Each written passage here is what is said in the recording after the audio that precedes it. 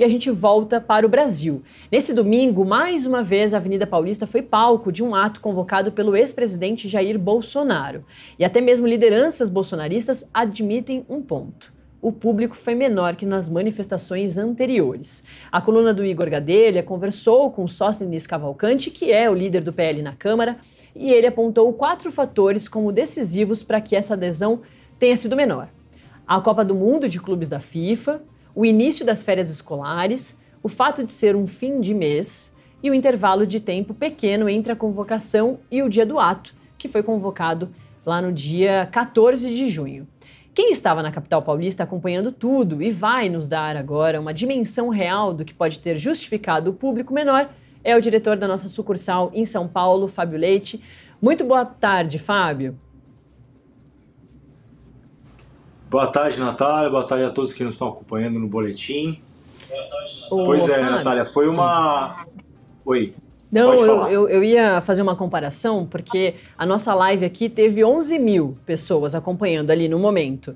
E a manifestação, de acordo com balanços, deu ali 12 mil. Então, praticamente, a gente tinha o mesmo público do que estava ali na Avenida Paulista, mas acompanhando de casa, enfim, pelo YouTube. Foi bem menor, né? A última tinha sido com, enfim, mais do que o dobro dessa, né? Pois é, Natália, as imagens não mentem, né? A gente fez imagens aéreas ali, né, com drone da concentração principal da manifestação de ontem na Avenida Paulista, ali perto do MASP, né, Museu de Arte de São Paulo, e é nitidamente um volume muito menor do que a gente viu na manifestação de abril, que já era um volume, né, por sua vez, um quantitativo ali inferior ao que o Bolsonaro conseguia trazer para as ruas, trouxe, né, para as ruas no ano anterior, 2023. O monitor da USP, né, que faz ele criou um método ali de contagem, apontou, como você disse, 12.400 pessoas ontem na Paulista. Em abril tinham sido 44 mil, segundo o mesmo levantamento, né, essa mesma metodologia. Diante desse cenário, antes mesmo do início dos discursos ali da manifestação, né, o deputado Sóstenes Cavalcanti já tinha apresentado essas justificativas, né, que a gente noticiou. O Igor também entrevistou ele depois, né, e assim, o que faz sentido realmente é a questão do tempo de convocação. Dessa vez foi um tempo muito curto de convocação, porque o tempo foi favorável ontem para a manifestação, né, e aí o senador Carlos Portinho, que é torcedor do Flamengo, depois colocou essa questão do campeonato de clubes da FIFA, porque ontem teve o jogo do Flamengo, mas enfim, a manifestação aqui em São Paulo, por mais que haja vários flamenguistas aqui em São Paulo, o jogo foi depois, não serve de verdade como desculpa. A gente sentiu, de fato, ter uma fadiga ali desse tipo de mobilização, né? Em abril, o ato era pela anistia aos condenados pelos atos de 8 de janeiro de 2023, e agora eles tentaram ampliar um pouco esse escopo com um tema mais genérico, né, de justiça já, que era contra todos os julgamentos, na verdade, envolvendo bolsonaristas no Supremo Tribunal Federal. Então, os ministros do STF foram, principalmente o Alexandre de Moraes, que é o relator desse processo, foram os principais alvos ali da manifestação, mas de uma forma geral eles tentaram ampliar esse escopo para falar de bater principalmente no governo do presidente Lula, né, que é o bolsonarismo faz oposição ao Lula. O Lula foi mais alvo dessa manifestação do que foi lá atrás no mês de abril, e principalmente de uma figura que apareceu agora nas imagens, que é do governador Tarcísio de Freitas. Aí eu já vou aproveitar para falar de uma percepção que a gente tem, e trouxe numa reportagem hoje, dessa mudança de discurso do Tarcísio em relação à manifestação de abril. Né? Um ponto em comum é que nem lá em abril, nem ontem, o Tarcísio comprou essa briga do bolsonarismo com o Supremo. Ele ignorou completamente, poupou então os ministros do STF no seu discurso, mas ao contrário do que fez em abril, ontem na Paulista o Tarcísio fez um discurso muito duro contra o governo do presidente Lula, contra o PT, gritou lá 3 vezes fora PT, elencou temas, pautas nacionais, né, como aumento de impostos, né, essa tentativa aí frustrada do IOF, a inflação dos alimentos, a política dos campeões nacionais do BNDES, dizendo que voltou, falou de corrupção, desfaçatez, e falou de que nós vamos vencer, né, no ano que vem. Foi ponto que me chamou a atenção, porque o Tarcísio ali falando de um grupo político e não mais centrado na figura do Bolsonaro. Por mais que ele tenha terminado o discurso dele falando aquele slogan que o PL, o Partido Liberal, que é o partido do ex-presidente, criou, né? Se tudo tá caro, volta Bolsonaro. Ele repetiu isso em cima do trio elétrico ontem, mas ele falou muito do nós vamos vencer, do nosso grupo, né? No qual ele se encaixa. E ele foi ali dos nomes que estão cotados para substituir Bolsonaro na eleição presidencial do ano que vem, porque o Bolsonaro está inelegível, ele foi o único efetivamente que discursou e fez um discurso mais nacionalizado. Ô, Fábio, e dos nomes que a direita vem testando, né, para substituição de Jair Bolsonaro, já que ele segue inelegível até 2030, Tarcísio de Freitas é o menos popular, no Brasil todo, porque Michele Bolsonaro, foi primeira-dama, está muito próxima ao ex-presidente, e um filho dele, Eduardo Bolsonaro, também tem uma movimentação, uma circulação nas redes sociais muito forte. O Tarcísio de Freitas também vai ter que ser testado no restante do Brasil, né? Embora tenha sido ministro de Jair Bolsonaro, mas não foi o ministro principal ali, né, no governo de Jair Bolsonaro. Então, imagino que essas manifestações também sejam importantes para espalhar mais a figura do Tarcísio, né? E também para testar, né? Se ele faz um discurso ali que não é tão próximo ao Jair Bolsonaro, com os apoiadores ali, não cola, né? Na imagem do Bolsonaro. Com certeza, Nath. Mas as pesquisas têm mostrado, né, um crescimento, e aí são várias pesquisas que têm mostrado nesses últimos meses um crescimento das intenções de voto do Tarcísio. Então o Tarcísio agora está se mostrando um nome mais competitivo, né, no lugar do Bolsonaro, dentro desse campo, né, da direita bolsonarista, e isso inclusive tem pressionado o governador nos bastidores não só o governador, né, tem pressionado o governador nos bastidores para que ele saia candidato à presidência do ano que vem. Ele tem dito, reiterado várias vezes, às vezes ele fica até incomodado com as perguntas quando a gente fala sobre eleição presidencial, porque ele tem reiterado que ele vai ser candidato à reeleição. Mas a pressão nos bastidores ela é inegável e crescente.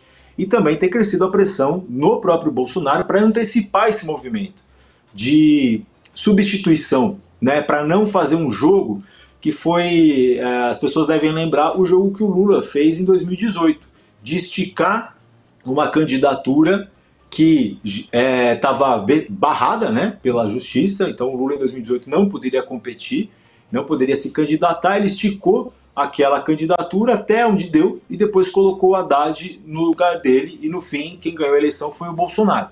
Agora tem uma pressão, né, e do meio político já começou, mas também até de setores da sociedade, né? O agro, tem gente no agro já defendendo que esse movimento seja antecipado, tem gente dentro do empresariado aqui da Faria Lima, onde a gente está em São Paulo, também pressionando para que essa estratégia seja já colocada em prática, para não ficar essa simulação de que o candidato vai ser o Bolsonaro, de que a gente acredita que ele vai conseguir resgatar o direito dele de concorrer nas urnas, enfim. Né, a gente está nesse contexto de julgamento dele, né, no Supremo Tribunal Federal pela ação lá da tentativa de golpe, né, ontem na manifestação, o Bolsonaro voltou a negar isso, né, citou que é uma fumaça de golpe, citou vários pontos ali que ele considera, né, justificativas para dizer que aquilo não foi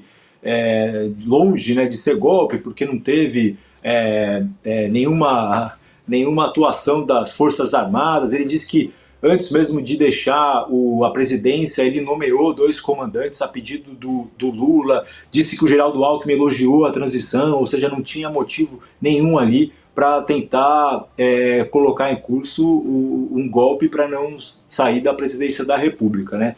Então o contexto é esse, e dentre os nomes da direita bolsonarista, o Tarcísio tem surgido, tem ganhado cada vez mais força. Por isso que esse discurso mais nacionalizado ontem, mirando muito no governo do PT, né, chamou a atenção. Né? Ele poupou, novamente não entrou nessa bola dividida, eu digo nem bola dividida, é uma polêmica, né? Porque vários que discursaram antes do Tarcísio ontem bateram muito forte nos ministros do STF, né? O pastor Silas Malafaia, que discursou depois, e é o organizador da manifestação, foi muito incisivo de novo contra o ministro Alexandre de Moraes. Outros que discursaram bateram no presidente do Supremo, ministro Luiz Roberto Barroso, botaram até um áudio da Carmen Lúcia. Enfim, o Tarcísio não entrou nessa, mas centrou fogo no governo do presidente Lula, o que ele não tinha feito na manifestação de abril. E em muitos momentos um discurso religioso também, né? A gente recorda que muitos apoiadores de Jair Bolsonaro são evangélicos. A gente teve a presença e discurso de 2 pastores, né? Do Marco Feliciano, do Silas Malafaia. E o Tarcísio também, em alguns momentos, falou de Deus e fez esse discurso também mais religioso. Antes de voltar a falar do discurso, aproveitar que você está aqui, Fábio, para falar um outro ponto também, que é o PT também não tem feito manifestações, mas quando precisa da mobilização, não encontra tanta gente assim nas ruas. Por exemplo, o 1º de maio, que é sempre um feriado em que muitas pessoas vão para as ruas, e esse ano o Lula não quis ir, né, no 1º de maio, justamente porque no ano passado tinha sido bem mais vazio do que geralmente é. Então, assim, ontem a gente estava falando aqui com outros especialistas, a gente vê que é a polarização mesmo, né? É um sinal de polarização. Se o PT tivesse muito mais gente que o Jair Bolsonaro nas ruas, seria um demonstrativo de que o PT está na frente, a esquerda tem mais mobilização, mas não é muito o que a gente vê, né? Os dois lados estão tendo essas mobilizações mais esvaziadas. A impressão que eu tenho, Nath, é que as pessoas estão percebendo que esse tipo de mobilização está perdendo a relevância, né? Ou seja, coloca-se várias pessoas na rua, milhares de pessoas na rua, como aconteceu em 2023, foram números bem maiores do que a gente viu ao longo desse ano, né? Seja aqui em São Paulo, como no Rio de Janeiro, na manifestação de Copacabana, e isso não tem produzido impacto nenhum. Né? Eu lembro que na manifestação de abril, que teve 44 mil pessoas, já muito menor do que as mais de 100 mil pessoas do ano anterior, ela não surtiu efeito. E em abril, o Tarcísio ainda trouxe e fez uma pressão muito forte nos bastidores, 7 governadores, né, para tentar demonstrar uma força que fosse além das ruas, né, uma força política pela anistia. Eles discursaram, até o prefeito de São Paulo, Ricardo Nunes, discursou na ocasião, o Nunes, que é do MDB, e se comprometeu em lutar pela anistia no Congresso e tal. Passada a manifestação, nada mudou, o projeto, o PL da anistia não andou. Então eu acho que tem esse cansaço mesmo, e como você disse, o outro polo, né, a esquerda, também está fracassando, né, ainda mais, né, em termos de mobilização. O 1º de maio de 2023, né, que o Lula veio aqui na capital, foi sintomático, né, e foi frustrante, ele ficou irritado. A gente apurou isso nos bastidores na ocasião, porque foi lá perto do Itaquerão, no estádio do Corinthians, e foi muito esvaziado. As centrais sindicais não conseguiram mais levar ninguém. E ontem isso foi destacado pelas lideranças de direita. Se eu não me engano, foi o próprio Sócrates que falou, olha, ele não usou o termo esvaziado, mas ele falou, a manifestação de hoje está menor que as outras e tal, mas ainda assim a gente traz mais gente do que a esquerda, né? Então, nessa disputa ainda de quem leva mais gente para a rua, por mais que seja cada vez menos, a direita ainda está ganhando. Mas o impacto disso, concreto, está sendo praticamente zero. E eu acho que é isso que deixa de motivar e de mobilizar cada vez mais pessoas. Agora o Bolsonaro ontem, ele já anunciou que vai fazer um novo ato no dia 7 de setembro, então tem um espaço maior para a mobilização. Né? Ontem, por exemplo, você destacou na transmissão, né, ao vivo aqui, que o deputado Nicolas Ferreira, que mobiliza bastante gente, acabou não vindo, porque tinha um compromisso lá em Minas Gerais, né? Então agora eles vão ter mais tempo para se preparar e tentar trazer mais gente. Agora, se trouxer 50 ou 100 mil pessoas, eu não sei mais qual vai ser o impacto real dessa mobilização. O que o Bolsonaro tem conseguido fazer é manter o capital político dele, né? Mas que nos processos no Supremo e até mesmo na pauta que lhe é cara no Congresso não tem surtido efeito.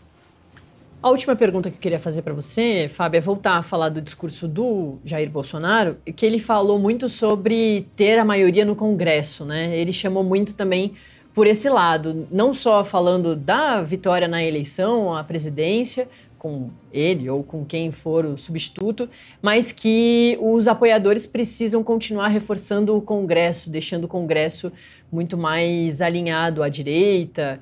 Ele falou bastante sobre isso, né? Acho que também é um ponto importante de se destacar. Sim, falou sobre isso. Ele tem utilizado esse discurso de me deem 50% do Congresso, que eu mudo o destino do país. E ele tem enfatizado isso. Essa é uma estratégia muito clara do campo da direita bolsonarista de investir fortemente nas candidaturas ao Senado. Lembrando que no ano que vem a gente vai renovar 2/3 das cadeiras de senador. E por que o peso, né? Por que tanta importância para o Senado? Né? Porque é o Senado que vota o impeachment, por exemplo, de um ministro do Supremo. Né? Então, assim, e a batalha do bolsonarismo é contra o Supremo. Né? Então, assim, mesmo que nós percamos, esse é o discurso do Bolsonaro, a presidência da República, porque ele está inelegível, né? Um outro candidato, por mais que o Lula esteja num momento de fragilidade, vai ser um nome certamente muito competitivo. Tem a caneta na mão, né? Tem toda a estrutura do Estado, do governo federal, né? Vai, obviamente, investir muito na publicidade das ações do governo, enfim, pode colher fruto de uma ou outra realização do governo, enfim, vai ser um páreo duro. Né? Então, não é, por mais que o Lula esteja fragilizado, vai ser uma disputa bem acirrada. É o que tem indicado as pesquisas, inclusive. Então, o foco é investir nessas candidaturas do Senado.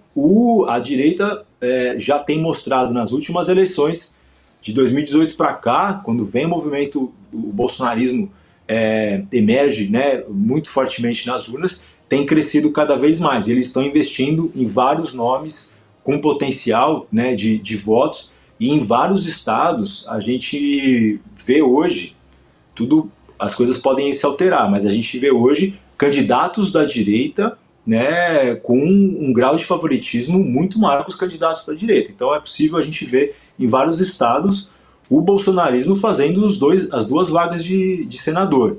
E isso é uma forma de pressionar, né, principalmente o Supremo, né, de controlar outras pautas importantes do Congresso, mas principalmente o Supremo, porque esse controle das ações do Supremo cabe ao Senado. Exato. E uma movimentação parecida com o que a gente já viu no ano passado nas eleições municipais, em que a direita e a centro-direita tomaram conta, né, muito mais a maioria dos prefeitos, pelo menos nas grandes capitais, né? Eu queria aproveitar ainda, Fábio, na verdade, assim, sobre isso, quer arrematar, quer trazer mais alguma informação, Fábio? Sobre as eleições, como você disse, Nath, o cenário de 2024 foi um termômetro já muito consistente para esse movimento. O que aconteceu em 2024, e eu imagino que vai se repetir no ano que vem, é que o bolsonarismo fez alianças estratégicas. A mais simbólica delas foi aqui na capital, quando o Bolsonaro abriu mão de lançar uma candidatura própria e se aliou à candidatura do prefeito Ricardo Nunes. Aí o Bolsonaro indicou o vice dele, que é o Coronel Melo Araújo, do PL, né? Embora não tenha se engajado na campanha, tenha flertado com a candidatura do Pablo Marçal, que foi lá tentar de todo jeito angariar os votos do bolsonarismo, porque o Nunes também não queria muito se aliar, aparecer do lado do Bolsonaro, porque o Bolsonaro ainda tem uma rejeição muito grande, né? E isso poderia impactar a candidatura dele ou a ida dele para o segundo turno. Enfim, a gente acompanhou muito de perto isso, né? Mas ali ficou muito claro, uma aliança estratégica, né? Por mais que ontem eles tenham dito, a gente não faz conchavos políticos, não faz alianças políticas, mas no 2024 foi o pragmatismo do bolsonarismo ali que vigorou, e deu o resultado que eles queriam, né? Eles conseguiram colocar o Ricardo Nunes, ajudar a reeleger o Nunes com o vice aqui do PL. E dentro desse contexto, Nath, tem gente já nos bastidores, né, especulando, e a gente noticiou recentemente, né, se o governador Tarcísio de Freitas decide sair à presidência, né, e aí, neste caso, ele vai ter que renunciar em abril, né, e aí ele vai ficar um tempo até a eleição, ou seja, de abril até agosto, sem mandato, né, para disputar a presidência. Até por isso, por esse período, tem muita gente que acredita que ele não fará isso, ele vai disputar a reeleição, que é considerado uma reeleição segura, né, ele é favoritíssimo para se reeleger. Mas se o Tarcísio sair, a gente tem pelo menos 6 nomes do campo da direita, aliados ali do governador, aliados do Bolsonaro, que estão pleiteando a cadeira dele. Né? Um deles é o secretário Guilherme Derrite, que hoje está mais apontando para o Senado, mas não desistiu de concorrer. O próprio Ricardo Nunes, que eu estava mencionando, o secretário de governo, Gilberto Kassab, que também está de olho. Na verdade, o plano dele é ser o vice do Tarcísio no governo de São Paulo, para dali 4 anos assumir o governo, o próprio atual vice Felício Ramute. Mas, enfim, tudo isso para dizer que, nesse contexto, entre os aliados do prefeito Ricardo Nunes, que está de olho nessa vaga, caso o Tarcísio saia à presidência, tem muita gente já falando, olha, é um arranjo interessante, porque se o Nunes sai para disputar o governo, a prefeitura fica com um bolsonarista raiz, que é o Coronel Melo Araújo. Então, todos esses componentes estão no xadrez aí e estão, de fato, movimentando os bastidores da política aqui em São Paulo. É isso.